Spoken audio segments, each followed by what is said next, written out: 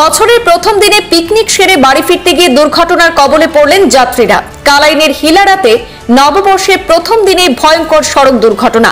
তীব্র বেগে অল্টো বাহন ধাক্কা মারল পণ্য বহনকারী একটি লরিতে। ক্ষতিগ্রস্ত হয় AS24D 6172 নম্বরের একটি অল্টো বাহনে থাকা 4 যাত্রী গুরুতর আহত হয়েছেন। এর মধ্যে অল্টো বাহন চালক কালাইন হাসপাতালে চিকিৎসাধীন। দুর্ঘটনাটি সংঘটিত হয় সোমবার বিকেল 5টা নাগাদ।